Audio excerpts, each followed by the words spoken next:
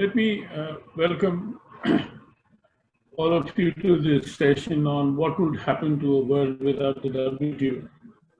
And to begin with, we thank the World Trade Forum for giving us this opportunity to organize this session during the World Trade Forum. And I'd also like to thank the four speakers who have agreed to speak on this particular session. The first is MEP Bernd Lange, who will not be coming in person, but has sent us a videotape because of a sudden meeting which has come up, which is more urgent, more parliamentary business. Emily Jones, Associate Professor of Public Policy at the Lange School of Government and University of Oxford. Kimberley Botwright, she should be joining us any minute. She's Community Lead on Global Trade and Investment at the World Economic Forum. And my colleague, Bipul Chatterjee, who's the Executive Director with CUTS International, as well as the head of our Center on Trade, Environment and International Trade, Economics and Environment. Now, this is a series of webinars that we've been doing around. This is probably the seventh, and Bernd himself has spoken at one of them on a session on which we are producing a discussion paper as well, which will be out as soon as we're able to get comments from everyone, which includes Bernd. There's no doubt that the multilateral trading system is undergoing a crisis. This is exacerbated by the fact that the traditional trading powers are not taking enough interest in the functioning and progress of the WTO. We're carrying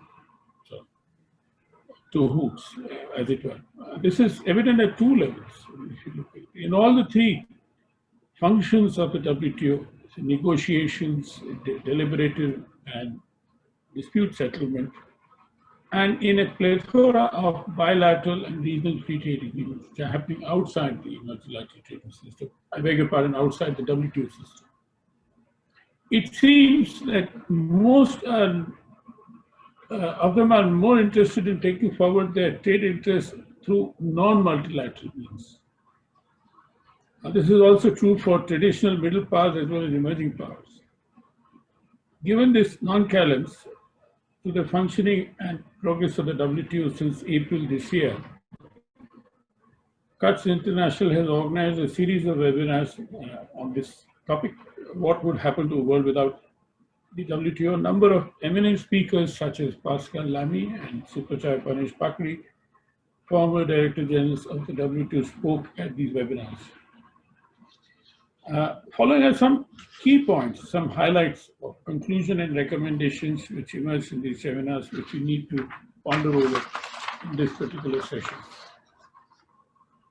As an aftermath of the COVID-19 pandemic, a new world is going to unfold, and we don't know as yet how it would look like. Multilateralism per se, and trade multilateralism in particular, is under a very serious threat.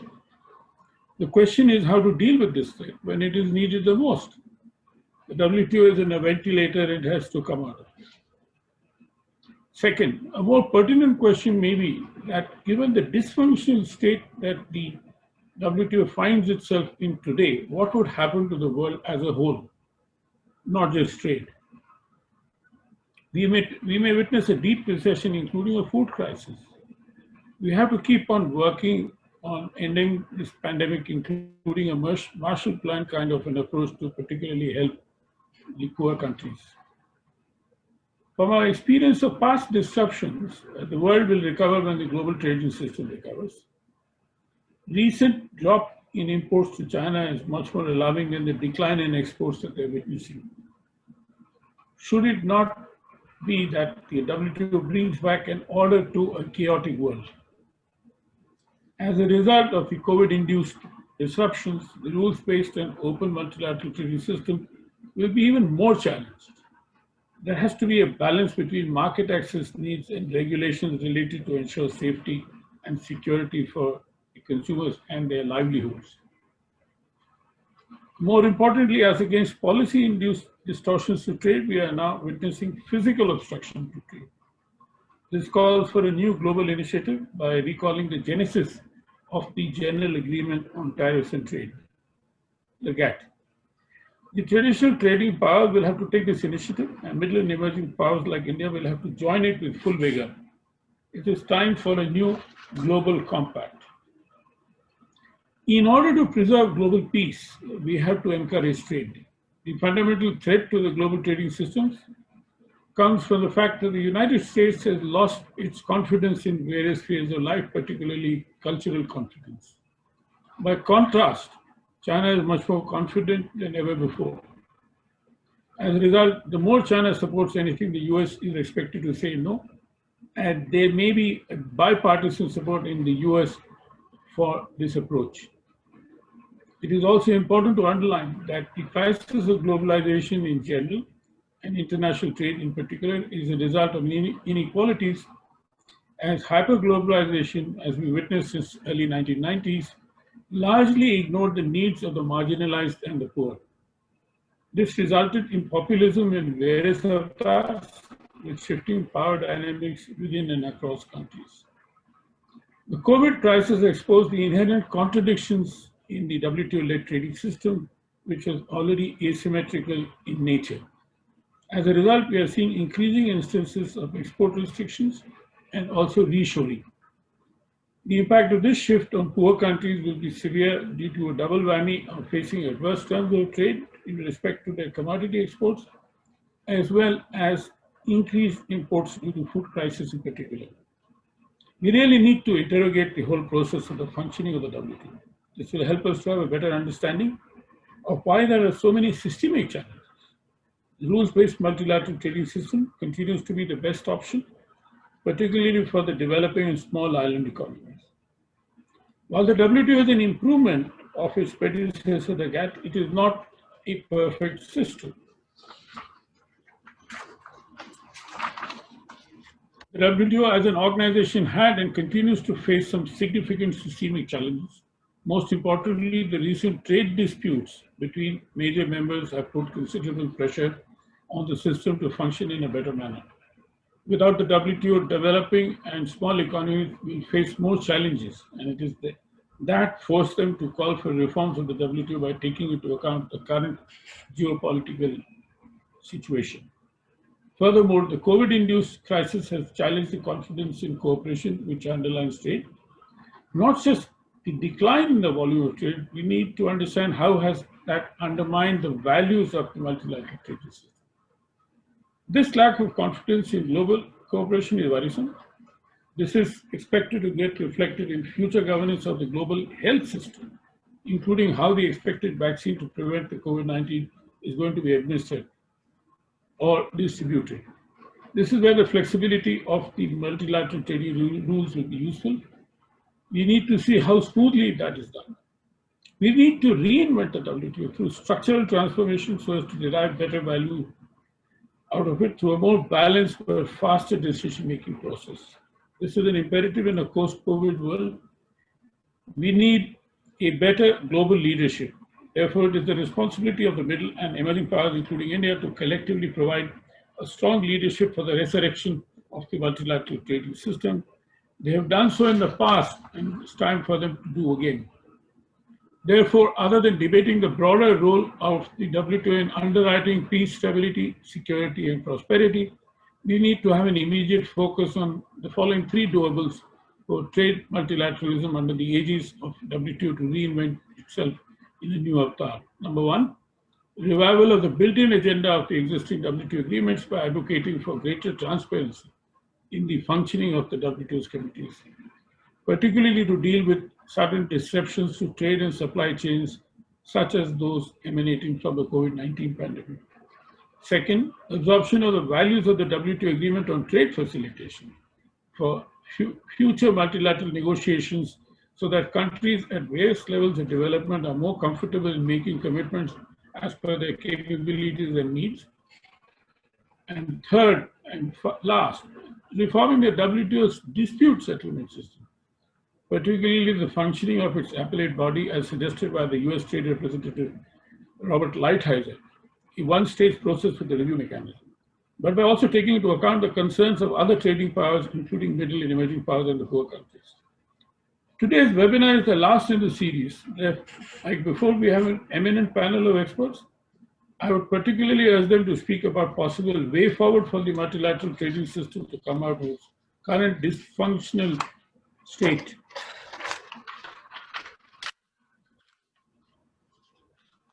With that, let me welcome you all once again. And as I mentioned, I noticed that Kimberley Botwright has also joined us. Welcome, Kimberley. Hello. Oh, hi. There you are. Right. Pleasure. Let me, as I said in my opening remarks, Mr. Lange is unable to participate, but he sent a video, a short video, which I would like the organizers to please show us. Okay, we're starting it now. Thank you.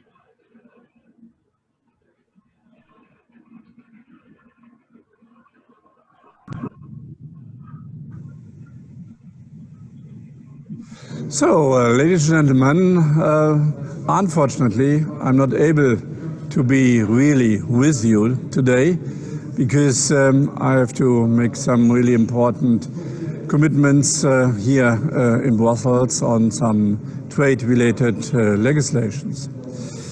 But nevertheless, I would just give some thoughts to you to this really important question, how a world would like without WTO. To thank first the Friedrich Ebert Foundation for organizing this panel, which was planned originally, of course, in Geneva at the Public Forum. I'm convinced, ladies and gentlemen, that in this corona pandemic, a tendency is quite often on the table, the tendency of protective measures. We have to recognize that in the context of corona pandemic, more than 150 new protective measures were established worldwide. And one big trading partner, the United States, are not respecting international trading law anymore. And this leads to serious disruption in trading relations and also in the question of employment worldwide. So this tendency, I think, make really clear that we need more and stable international rules.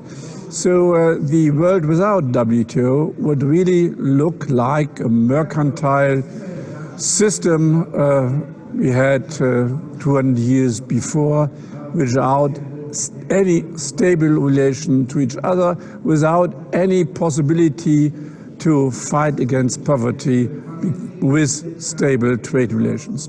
And therefore we need really to have a reorganization, a re-regulation of globalization through the WTO and the rules. We should really find a way to modernize the rule book, because since the foundation of WTO in 1994, of course, the development has gone on, and we should really reflect which additional necessities we have. Of course, we have to reflect on the digital side, how we can use the digitalization in improving trade relations and also improving employment situation worldwide. In this field specifically, I think there is a chance for developing countries. We have also to reflect how to improve the intellectual property rights in the interest of developing countries. We have to really reflect how we can have a more balanced and fair situation between state-owned enterprises and private enterprises. And of course, the question of the Paris Climate Agreement and also the question of labor rights or sustainability has to put on the table of WTO as well. So there are challenges, but I'm totally convinced that at the end of the day, we will have only a chance if this system WTO with the two-step dispute settlement mechanism with a binding appellate body is the only way going forward. But of course we have to modernize this. We have to re-regulate globalization based on a rules-based trading system. Thanks a lot and all the best for you.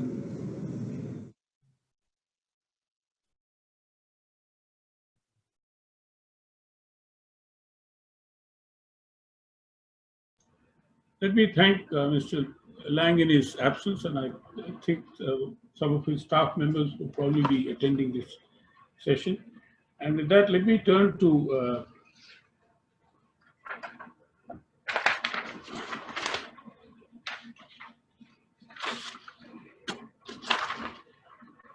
Emily Jones. About 5 to 7 minutes each. Our total session is 1 hour. And I beg your pardon if I took a little longer time in my introduction, because it was important for me to narrate the outcomes of our 6 webinars that we had held. Emily, over to you. Thank you very much, Pradeep, and it's a real privilege and pleasure to be with you all and to discuss what I think is a really important debate. So what I wanted to do with my time was to really flesh out some of my concerns, I guess, with where the starting point for the reform debate is at. So let me just start by saying, of course, I fully agree we need a rules-based order. Without the WTO, we all face a very big problem. We're seeing it play out in front of us, of very much a bilateralist approach, a transactional approach, and a very much of one that's based on sort of naked power politics and sort of race to harmful beggar thy neighbor policies, which I think we all have a common interest in constraining. I think you've already mentioned, Pradeep, the importance of the multilateral system, particularly for smaller developing countries who are, of course, most trade dependent and vulnerable to shocks. The multilateral system provides a seat at the table, which bilateral fora don't, often a means of exerting influence, and of course, when it's functioning, an important mechanism for enforcement. So there are huge value in maintaining the WTO at the core of the multilateral trading system. And I think the current reform debate is really important, and then of course it's a long time coming. So what I wanted to do with my time was just to ask us to all step back from the reform proposals and just ask ourselves what exactly is the starting point for the reform debate. And that might seem a little bit odd, but let me explain. And my concern here is I think we often talk past each other because I'm not convinced that we all have a common understanding and agreement on actually what the WTO is for, and therefore the type of WTO that we need. So we end up talking about sort of revision or reform proposals on bits of the system, and I wonder whether actually we need a higher level debate to agree on some of the basics. And why do I say that? And just having read through in the last few days some of the more recent discussions, and there's some excellent contributions and ideas in there, but on WTO reform. But I've come away with this understanding that really a lot of the reform debate is still premised, and particularly of course ideas coming from the US, but not only the US, but on making China play by the rules, and a presumption that there's a common understanding about the need for market opening and regulatory convergence. And it's rarely stated as clearly, but I think it's still there, and I think it's problematic for 3 reasons. And I think the world moved on from that common understanding, if indeed it was ever a common understanding. So first, I think there was, as many have stated, there was an assumption that when China joined the WTO that it would over time converge on a liberal market economy model. Of course it hasn't. We've seen that. And much of the reform debate is really about how do we get China to play the game, play by the rules. And I don't want to downplay by any extent the serious distortions and harmful spillovers from China's approach. But something I think we often forget, though, is that China's grown incredibly rapidly through these very non-conventional policies. Yes, there's been negative spillovers from that, including for the environment, displacement of jobs in some countries, distortion of global markets. But we've seen a dramatic level of growth and poverty reduction that we really haven't seen elsewhere. And for many countries and for many governments, they're looking to China's experience and saying, well, how can we emulate that? Which bits can we translate? Are there things that we can do to spur growth in our countries? And often that really is there's a sort of an approach that's out of sync with the liberal market-based philosophy that underpins much of the WTO agenda. So there's a little bit of a disconnect there. And China is seen as a problem, certainly from the US and to some extent the EU. But I think a lot of other countries are actually looking to emulate China. So we do have a fundamental question that raises. The second point is just the practical reality, of course, has moved on even in pre-COVID times in many Western countries. So we're seeing a real recalibration of relations between the domestic policies and the global economy. The UK is a very good case in point with our Brexit. We've seen the populist movements elsewhere, and of course in the US as well. So governments in major economies, Western economies, are no longer pursuing a particularly liberal economic agenda in the same way that they were before, and it's really unclear to me that their citizens are behind such an approach. And of course it's most obvious in the US, where we've seen a really strident nationalist turn, and we've seen economic security concerns to come to the fore. We can think about discussions over Huawei investment screening.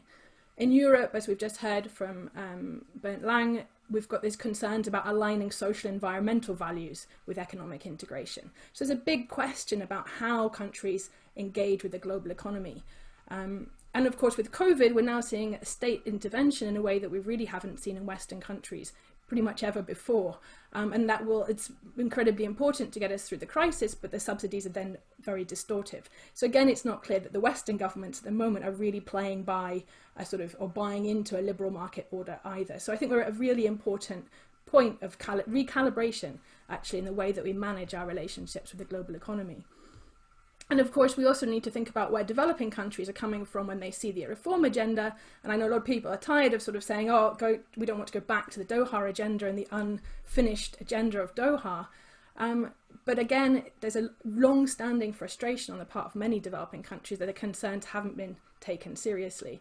It still confounds me that we haven't found a way to address cotton subsidies, for example. So we need a system that everybody can buy into. So we need a trading system that really grapples with this very different relationship, I think, or moment in time that we're at. So I think we need a sort of this big conversation to happen, and to ensure that we've got buy-in from everybody on actually what the purpose is and the primary purpose of the global trading system. So getting out of our echo chambers is really important. So we're very good at holding conversations among those of us who sort of believe in the merits of the system as it stands. The vital thing for me is to have these quite uncomfortable conversations with people who see the world very differently. But unless we bring them into that conversation and create a system that everyone can buy into, it's not going to be a stable system. So just a couple of then concrete points. One is to really, I think, enunciate this idea that we want a system that's not about deep harmonization and convergence on a common set of rules, but actually is about enabling countries to pursue different approaches to managing their economies and to find ways that we can do that peacefully. And of course, and vital, is to then focus on finding practical ways to limit harmful spillover effects. So subsidies, etc. That's a really important agenda. But what I think it does mean is de-emphasizing the need to sort of create new plurilaterals, to create new rules and focus on market opening. I really do worry that that will further balkanize the system and further marginalize those who are already marginalized. It's obviously important that we provide stability and predictability, and I think everybody's on board with the idea of solutions to the appellate body problems, and the Walker proposals I think are eminently sensible ones. So there's a clear agenda there and a way forward, of course, politics aside, but I think that's worth pursuing. But the final point I wanted to make is just that the WTO is an incredibly valuable forum. It's about the only forum we have that's avowedly multilateral, where everyone's got a seat at the table in the global. It's sort of the only global economic institution with that feature. So if we think about tax reform, which is an urgent agenda, it's being led by the OECD, right? So that's not such an inclusive forum. Again, instead of focusing on the negotiation of new rules, can we create space in the World Trade Organization for actually brainstorming new ways to collaborate, to tackle really systemic problems that we face, whether that's COVID, whether that's climate change, instead of focusing very narrowly on the negotiation of new rules. Think of it as space, creating more of a space for sort of collectively brainstorming and finding collaborative and cooperative ways forward.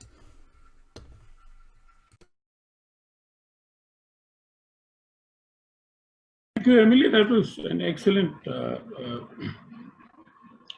oration, I would say. What does come out from your point, your viewpoint, as well as those expressed by Lange, is one thing which we must remember, and we often forget, that this is not a homogeneous world.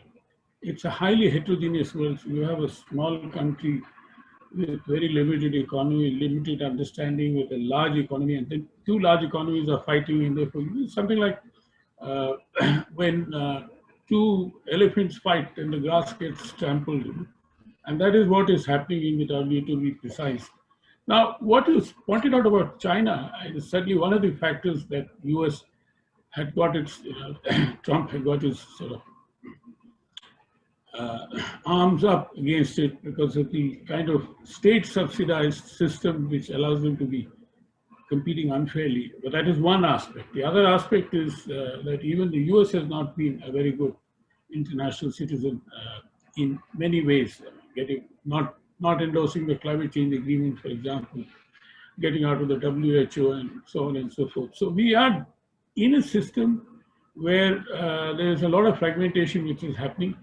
And one important point which Mr. Lange made in the context of harmonization between various issues, he spoke about the importance of IPRs, or the kind of difficulty which he hinted at, the difficulty which the developing world are having. And that is again a very important thing to see. And interestingly, as you know, I mean, most of the bilateral agreements that the US enters into, they get ECRIPS plus commitment from the bilateral. So ultimately, another reason why the multilateral system is far better than being pursued bilaterally. With that, let me come to Kimberley. Kimberley, over to you. Great, thank you 5 to 7 minutes. Thank you so much. And Kimberley, just a minute. I just wanted to tell the audience that they could, any questions that they have, they could please put it through the Q&A, and we'll respond to them. I'll respond to them through the various panelists. Over to you, Kimberley. Absolutely, great idea. Always good to have questions. Thank you so much, and an absolute pleasure to be here. So I'm going to pick up on what Emily was saying around what is the purpose of the WTO and what is it for? And I've also been asking myself this question over the past year as it's been going through its various challenges. And I think one thing that's sort of an interesting thought exercise to do is to go back to the Marrakesh Agreement and look at what its objectives are and what those were stated as in 1995. So we do find some objectives there, and those include that trade relations should raise living standards, that it should be about the optimal use of resources with the objective of sustainable development. It was actually one of the earliest references to sustainable development. And it should also be about supporting developing country trade. And again, this is particularly thinking at the multilateral level. Further, that the WTO's objectives are about creating the space for countries to enter into reciprocal and mutually advantageous arrangements to reduce tariffs, other barriers, and eliminate discriminatory treatment.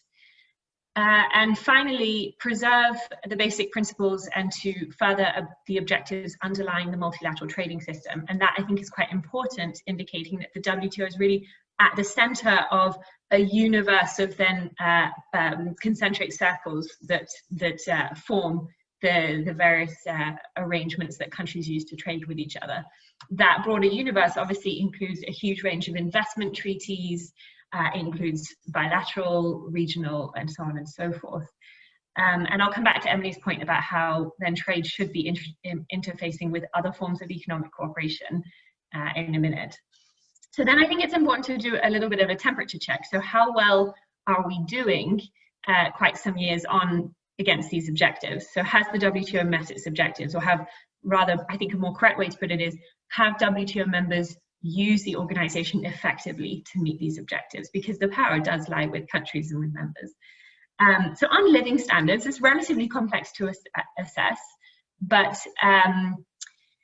we can broadly say that the Uruguay round, and if you combine that with NAFTA, generated an increased purchasing power of up to $2,000 per year for the average American family of poor.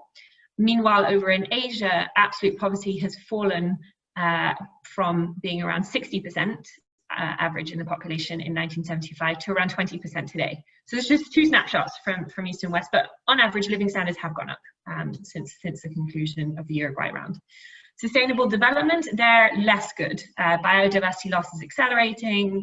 Current climate policies are likely to result in a 3.2 degrees rise above Celsius above pre-industrial levels, and over 33% of the world's fish are harvested at biologically unsustainable levels. In terms of developing country trade, LDC share of merchandise imports was around 1% in 2009, which almost doubles the share held a decade earlier. Further, as of 2018, world trade volumes have expanded 4.2 annually on average since 1995. That's on average, whereas for developing countries, it was 6.3 and 3.1 for developed countries. So some interesting statistics there. Tariff reductions, there have been some general drops in MFN. Other barriers done less well there. We're sort of doing okay on the tariffs, MFN's down, but in terms of tackling the other types of barriers that pose a brake on trade, there I think we can all agree that there are all kinds of new NTVs and various challenges that come up. So going forward from this, I think then we have to set it in the current context of geopolitics. So can the system continue to work on those objectives, which I guess the scorecard is some good, some bad, but then you have to layer on the new context that we now live in, which I think Emily described quite well, that we're moving away from rules-based order, we've gone back to kind of naked transactionalism. I think some of that was probably around before, but at least the big powers pretended to play by the rules, whereas now I don't think they're pretending quite so much. We're also seeing extrajudicial reach becoming much more popular, being deployed by the US, the EU, and China. So again, that really gets us into a very different type of space. Can the system deal with the type of tensions that we're going to be seeing coming up around the digital economy? Can they deal with the types of tensions that we will inevitably see come up in the context of COVID-19 and the enormous state interventions that are going to be made to keep economies afloat? And can it, to pick up on what the EU just said, can the system deal with the types of protective measures that will inevitably be put in place, also due to fears around the loss of economic activity around COVID-19? I am not sure that this current system can. I am not entirely sure what the best way forward is for that. But again, I think somewhere in the answer lies in further unpacking, to Emily's point, is how much do you go plurilateral versus multilateral? There, I think, I'm not sure it's helpful to, personally, I'm not sure it's helpful to spend too much time debating on which option you choose. I think rather it's which option do you choose for what purpose? So perhaps you go plurilateral if you're starting to talk about binding arrangements, but then I would very much agree with Emily that in the multilateral front, the WTO committees still remain a really important place for exchange and dialogue on economic policy between nations. And so maybe those are spaces where you agree that you need to continue that dialogue and agree that they need to address certain issues. How you come back to some of these really key areas for particularly for developing country trade, such as around agricultural subsidies, special and differential treatment, in all of this background and context I've just provided, that is the million-dollar question. Again, I don't think it will be solved by refusing to engage in some of the new issues, because I think those new issues are there. I think those have to be engaged with, but simultaneously need to keep the pressure up on some of those other aspects too. Essentially, I think we're looking at a more complex, more advanced organization than the one that was born in 1995, and that's not a bad thing. Lastly, what I will say is I think in all of this, the WTO, I don't think it's about necessarily rebuilding it or recreating a whole new thing. I think it's about evolving it. So as I just said, it becoming a more complex organization, but equally, and in addition to this, it really needs to interface better with other economic policy areas.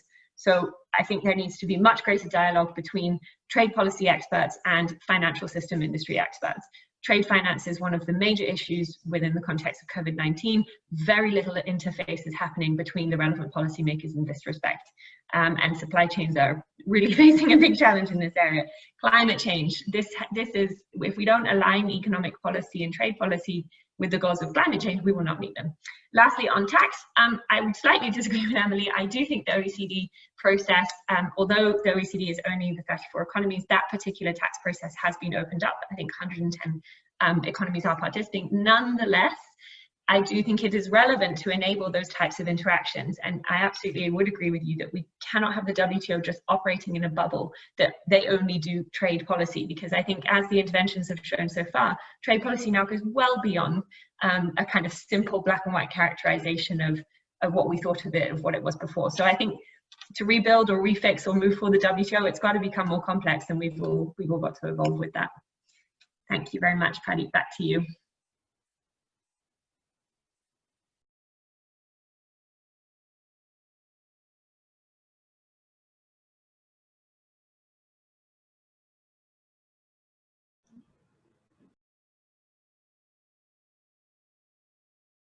So, yeah, thank you. I said thank you very much, Kimberley, and let me again an excellent presentation. I have two interesting questions from the audience, which I would like to raise to all the panelists, including for Bipul Chatterjee to respond to in his concluding remarks. We have another 15 minutes to go, I would imagine.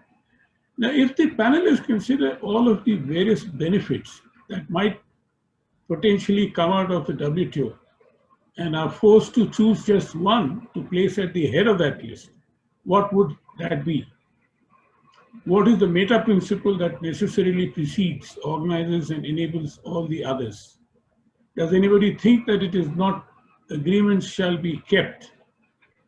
Pacta sunt servanda, the Latin expression of which I'm ignorant. What is the point of making agreements if they're not going to be honored? That is one. The other question, which came from an anonymous attendee, was directed to Emily. Is it, can you suggest, I mean, what would be an alternate if the WTO were not to exist? How would trade deals, trade relations be governed, etc.? And Kimberley, you can also respond to that. So let me start with Emily on both these questions. Emily? Yeah, thank you. Thank you very much. So, sorry, I was expecting we would hear from Bipul, so I was just mulling over those comments, but they're important, and thank you, Kimberley, as well, for engaging with the discussions and some of the points I raised. So I think you're absolutely right. I think unless we have a system where we have a dispute settlement mechanism that works and everyone is seen to uphold, then it's very, very hard. Like, that seems to me to be the absolute core of the system. I think the rulemaking agenda is a more contentious one, and I think that's the more problematic. But just having being able to uphold a system where agreements are kept, I mean, I fully agree with you on that. I'd be interested to hear what others think. On the in the event the WTO isn't able to survive the test of time, is there any other organisation that could possibly take up the role? I guess the G20 would be probably the closest group that we've got that genuinely brings the different players, many of the different players together. I also think we'd seen a dynamic that moves regional. So if you think within the African continent at the moment, there's a lot of energy around the Continental Free Trade Agreement. So I think things would probably go regional, and then you'd see the G20 as a sort of the space where a lot of these bigger economic questions are discussed. Of course, that doesn't provide us with the the dispute settlement mechanism and the sort of agreeing and keeping to the rules function that James asked us about. So I think it would be hard to replicate that, and I think it's a really important the core of the multilateral trading system. Kimberley, over to you. Great, thank you. Fully echo Emily on the first, and in a sense, when we think about those various benefits, if we set aside the sustainability element and just think about economic development, GDP growth, that stability that the system has provided and the layers it goes back to with the appellate body, that is what gets business to invest overseas, because they know that once a commitment has been made, that provides a level of certainty. Now, I think business will probably invest anyway if that certainty goes away, because business wants to move forward and they want to keep growing and making deals. But will they invest less? Yes. Will it be less clear to governments on how to attract various types of investment and how to grow their economies in a certain direction? Yes. So for those reasons, I think that is the really key benefit of the system. Then what would replace the WTO? Again, it will be, if the WTO is at the core and then there's various outer circles, it'll just be that you don't have a core. and that the various outer circles will continue to function, but how will they interface with each other? And again, I guess also importantly, the various opportunities, particularly for smaller countries, will be challenging for companies that are forced to choose between one system or another, between that complying with that regional block standards or that regional block standards. You sort of somewhat see that already anyway, but at least the WTO provides this kind of very basic MFN level of openness in some areas. Thank you. Bipul, why don't you also comment on it, and we'll come back to the vote of thanks later.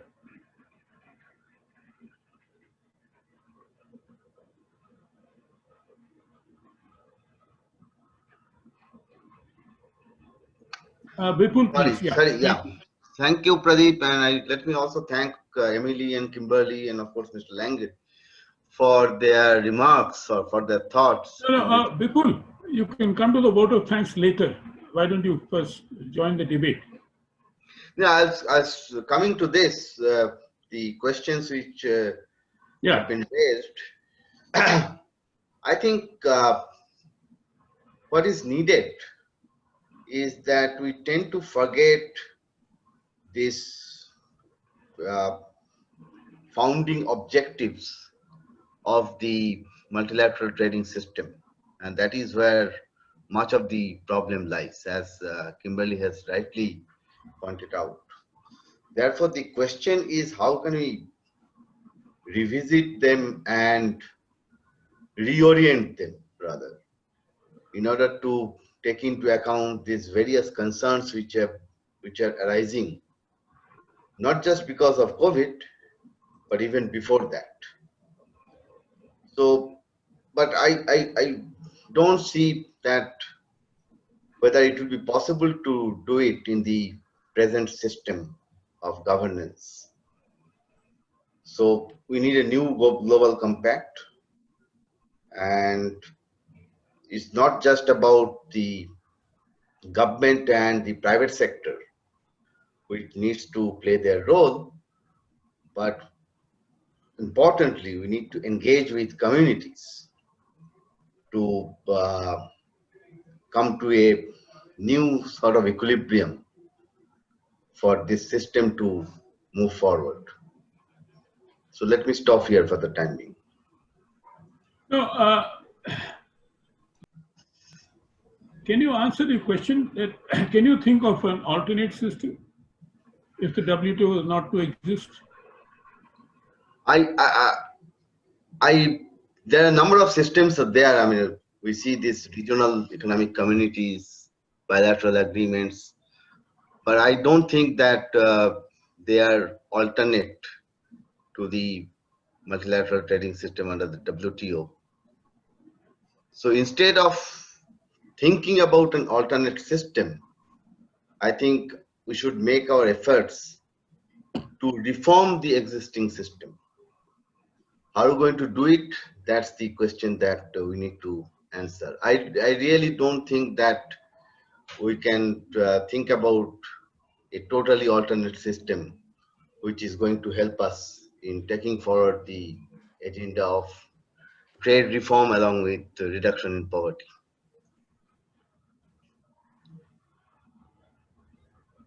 Right. Thank you, Bipul. And if there are any other questions that Emily, you would like to raise, yeah, please. Emily. Thank you very much. So I had one question. I would love to hear the thoughts of attendees as well as my colleague panelists, and that is whether now we're actually in a situation where we need to acknowledge that governments will be more interventionist, and actually not seek to hinder that, or only seek to hinder that when it has negative spillover effects. So actually to allow much more space and sort of allow countries, if you like, and governments to distort the economy. For example, I think Kimberley, you've rightly said the enormous challenges we face around climate, diversity. Unless we distort the way that markets operate and give them different sets of incentives, we're not going to actually tackle the challenges head on. But that's a very different way of understanding actually how we achieve the Marrakesh objectives. I don't know if that makes sense. I think we've got the Marrakesh objectives that really set us out there, say we want to raise living standards, we want to support development, we want to support sustainability. But until now, we've understood that as opening up markets and creating common harmonized rules. And I think actually that's a little bit where the problem has come. So it's the how. And I think we need to rethink the how and actually allow much more room for experimentation, for policy divergence, and just accept that that's what is needed politically, but probably also economically. And the role of the WTO is really to sanction violations that cause huge amounts of harm to other countries. So a little bit more of a sort of live and let live rather than trying to get convergence across countries. Thank you. Thank you. Kimberley? Yeah, I think that's a really interesting one. Because I think you're right. We have objectives in the Marrakesh Agreement, and when you look at them, those are still very good objectives. They were so forward-thinking, and especially with the sustainable development. And I think then the strategy, I think you hit the nail on the head. Where is the strategy to have purely open markets, and how do we understand open markets? And at what point do we draw the line in the sand as this is distorting and it's now a beggar thy neighbor approach? Yes, you're helping your communities, but you're pursuing a beggar thy neighbor approach, which will end up with everyone going less far. And then at what point does that line get crossed? What's the tipping point? And I think perhaps, or probably following the Marrakesh Agreement, there was very much in the space of open markets, pursue those, no intervention, let's try and move everyone along that route. And I do think you're right, the zeitgeist is now changing, is that actually some intervention may not be a bad thing, but it is, I guess, we get into a gray zone, because then there is the point where, for example, if you have very large interventions in the green space, at what point will that alter the terms of competition and innovation? And I think these are areas where thankfully we have academics like you helping us think these issues through, but we need to have not just the academics thinking it through, as you well know, we need to have the policymakers debating that and assessing it, and then coming to consensus on where that line is, and then sending those very clear signals to the market as well. So that is where, and then the million-dollar question then becomes, where do they do that? And I think if it's only done at a regional level, again, it sort of defeats the point somewhat. It still has, and so that in that sense, the WTO has to evolve to be able to be asking these types of questions. Thank you. Just one observation that I have, Kimberley and friends in the audience particularly, we often use the word sustainable development in a very loose fashion, as if it was to concern only environment. Unfortunately, let me disabuse you that sustainable development comprises of the ecology, economy, and the equity. This is captured in a way by the preamble of the WTO, which was related by all of you. And that is where the problem is. I mean, when you talk in terms of equity, I'm giving you an example. At the special and differential treatment, which is there, the Doha agenda spoke about several issues which the developing countries were difficulty could not get. Now, special and differential treatment was often used in a best endeavor manner. But if you look at the WTO itself, I mean, the kind of lack of equity, the special and differential treatment in favor of the rich countries was always enforceable. You're looking at textile agreement, for example, or the agricultural subsidies. Those are all enforceable. Those are all special and differential treatment in favor of the rich world, and that still remains a cause of indigestion today as well. And it's the heart of these issues that we often tend to ignore or gloss over. That okay, fine, this is so. What can we do? I mean, our negotiators have banged their heads. I'll give you a simple example. The Doha Declaration also had a clause on discussing and negotiating the built-in agenda. What does it mean, etc., etc. And whenever a point was raised by developing countries in the WTO deliberative committees to discuss it, it was never discussed. No traction ever took place. Even if you look at TRIPS, the Article 2.3b on the life forms, for example, has never been discussed. Now, these are various issues which are part of the lack of equity or inequity in the system, which has to be addressed. And as I said earlier, that this is not a homogeneous world. Benin cannot become Britain even if you give them, 200 years of special and differential treatment. It'll take time. I mean, development takes time, and that is something which often we speak about it with lip sympathy, but we don't understand as to what the problems are. So therefore, even when you talk in terms of non-trade issues, labor or environment or human rights, etc., these differ. Having a job rather than having no job is most critical, and particularly in the current time of the kind of economic decline which is happening in the developing world. You're going to face more and more such problems, and therefore, what do we need? And as I said in my opening remarks, we require kind of a Marshall Plan approach to help the poorer countries. Otherwise, we'll have serious human problems. Let me warn you, as it is happening. Yes, indeed. I mean, going back to the initial years of the WTO, it has helped a large number of countries, including India, to come out of poverty. China, India, particularly are good examples, and many others as well.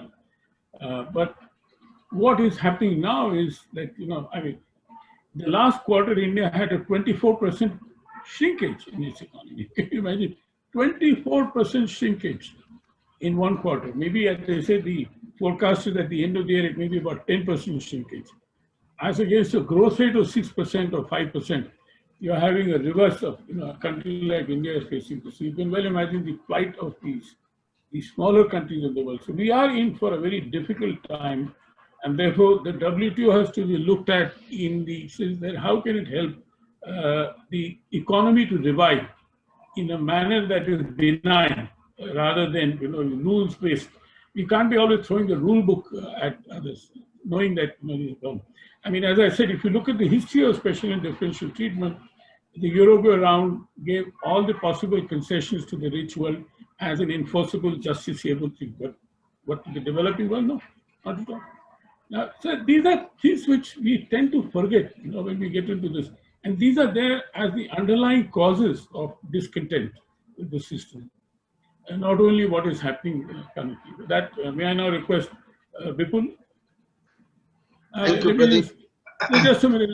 Bipul, just a minute. There are a few more questions.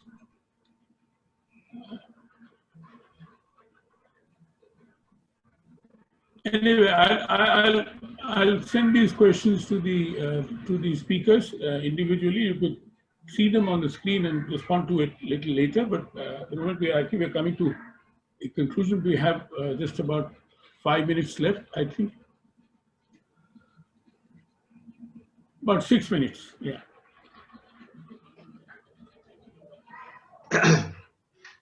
So thank you, Pradeep. I mean, we are coming to the conclusion of this program.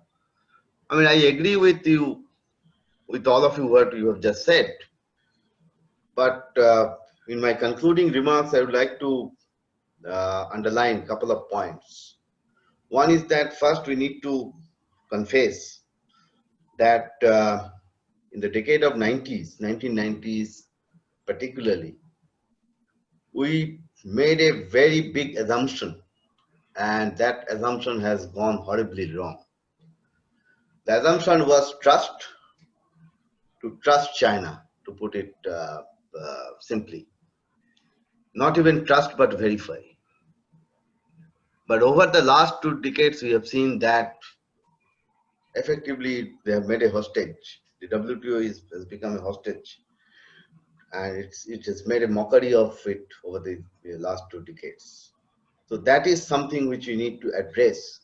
I remember that some years back, somebody made a suggestion that we should have a China round of negotiations in order to